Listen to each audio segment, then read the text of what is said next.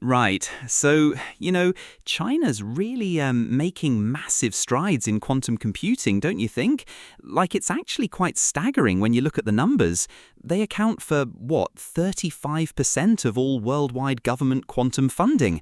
That's tens of billions of dollars, Emma, out of a total $42 billion pool by mid-2025. It's immense. Wow, 35%?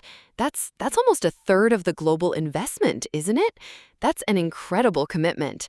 So what's driving all this? Is it like a top-down thing, or is there something else fueling this push? It sounds like they're just like pouring money into it. And I'm wondering, what kind of breakthroughs are they actually seeing with all that funding? Absolutely. It's very much a strategic, top-down approach. It's baked into their 14th five-year plan, going right up to 2025, and then their long-term vision through 2035. They see quantum as a strategic industry of the future.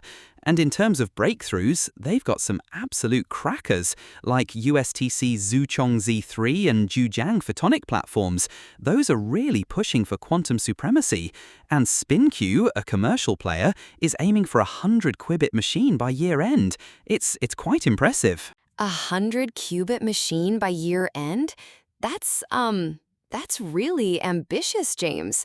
It sounds like they're not just throwing money at it. They've got a really clear, like, national strategy then. What does that actually look like on the ground? Like, are they building huge quantum centers or something? And how are they finding all the talent for this? Because that must be like a huge challenge too, right? Exactly, Emma. Their approach is completely centralized, long-range, and politically reinforced. It's in national mega-projects and politburo agendas.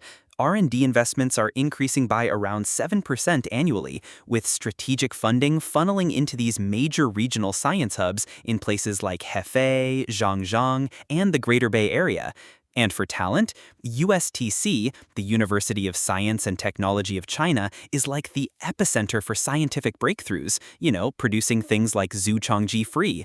They've also got these brilliant talent pipelines, like the Qiming Plan and the Thousand Talents program, specifically designed to repatriate and recruit top global scientists. It's a proper full-court press. Wow. So they're really investing in both the physical infrastructure and the human capital then.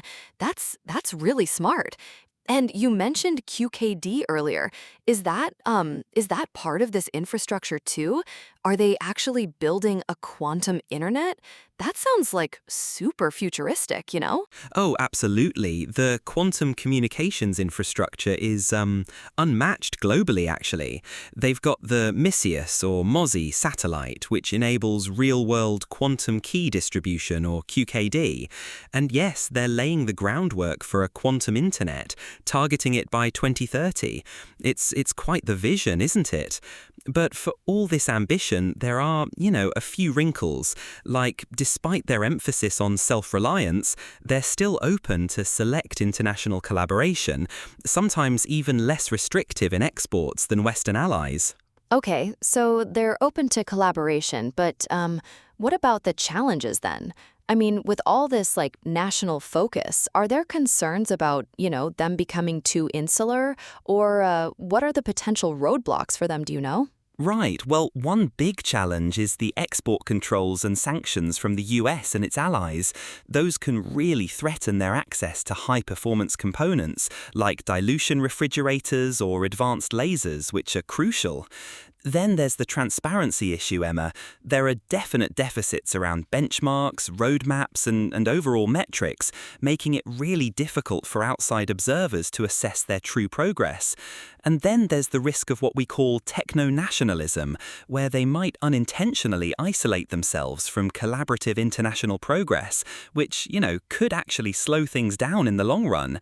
It's a fine balance, isn't it? Yeah, that's a lot to consider. So, for the immediate future, say 2025 and beyond, what are we looking at? Are they just going to keep pushing on these same fronts, or are there new areas they're going to focus on? And how does all this, impact the rest of the world, especially with the G7 discussions you mentioned earlier? Good question. We're expecting further advances in photonic and superconducting platforms, really pushing speed and stability. Their quantum-safe satellite and terrestrial networks are definitely going to keep expanding. And crucially, the upcoming 15th five-year plan, from 2026 to 2030, is likely to embed quantum technology even deeper across their industrial policy. They'll also be aiming to set global standards and really strengthen their foothold in the Asia-Pacific quantum ecosystem. And for the G7, their state-led innovation model is actually a key driver for Western coordination, forcing discussions on cybersecurity, finance, and military preparedness. It's all about industrial dominance, really, and international influence for them. So it sounds like China isn't just like participating in the quantum race. They're really setting the pace, aren't they? With all those breakthroughs and that national vision. It's absolutely shaping the future of tech. But, the transparency and trust part, like you said, that'll be super interesting to watch in the next few years. It's a huge story.